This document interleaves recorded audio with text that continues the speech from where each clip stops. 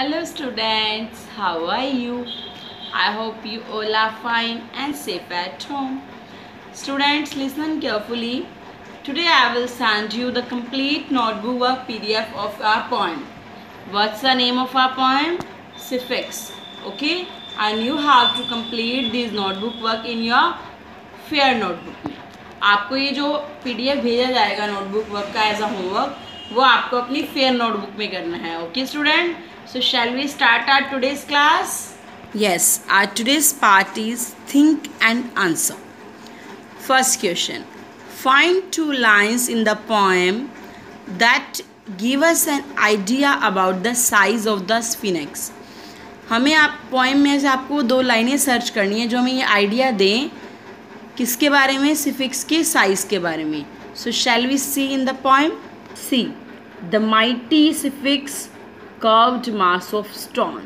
They show to the size, and these also, and statue there against the sky. Okay, these show to the big size of the sphinx. Okay. Second question, who do you think carved the face of the sphinx? Who do you think? आप कौन सोचते हो कि किसने sphinx का face को curve किया होगा, इसने शेप दी होगी? बताओ.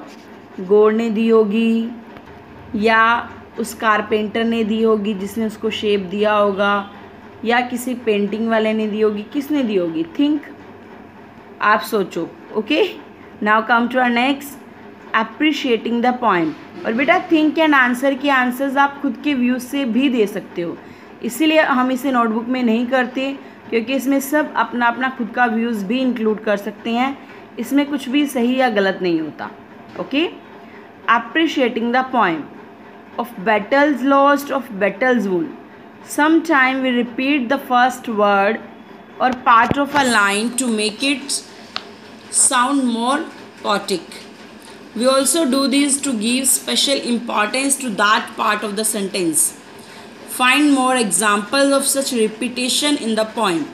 बेटा जैसे इसमें रिपीटेशन हुई है of battles lost, of battles वोन, ये पोएम को पोएटिक बना देती है. इसमें एक पोइट का व्यूज़ दिखा देती है. ओके, ऐसी लाइंस हमें और सर्च करनी है पोएम में से.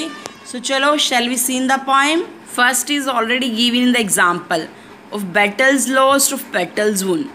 और उसके अलावा what do you know, what have you seen, who carved your face, who traced your face. This is the repetition of lines. I will repeat again. Of battles lost, of battles वुन.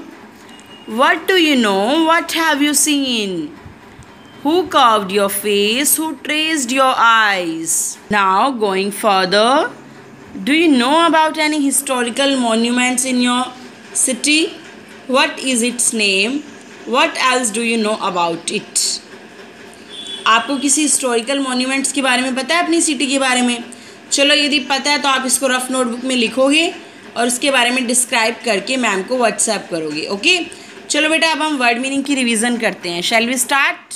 Yes. Sphinx क्या होगा? An ancient Egyptian stone statue. Egypt का जो stone statue है that is called sphinx. Carved means जिसको कोई shape दे दी जाती है, किसी भी चीज़ को शेप देकर उसको एक नया प्रोड्यूस किया जाए. Mass of stone, a large piece of rock. Rock का जो लार्ज पीस होता है.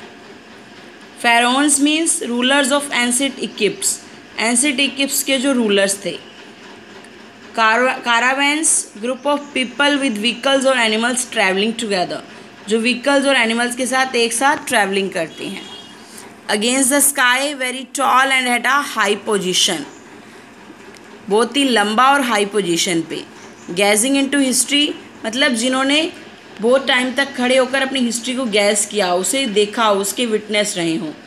Holding fast to mystery. The sphinx never tells about the historical events to anyone. यानी कि होल्ड रोकर खड़ा है लेकिन किसी को भी इस हिस्टोरिकल इवेंट्स के बारे में नहीं बताता है. Eternity means a very long period of time which seems to be never ending. एक बहुत लंबा समय जो कभी एंड होने को नहीं दिखता. ओके स्टूडेंट, आई होप कि आपको ये वर्ड मीनिंग, चैप्टर, पोएम अच्छे से क्लियर होगी. और मैम दोबारा रिपीट कर रहे हैं कि मैम आपको आज नोटबुक वर्क का PDF भेजेंगे जो आपको फेयर नोटबुक में कंप्लीट करना है. Okay students, bye bye, have a nice day.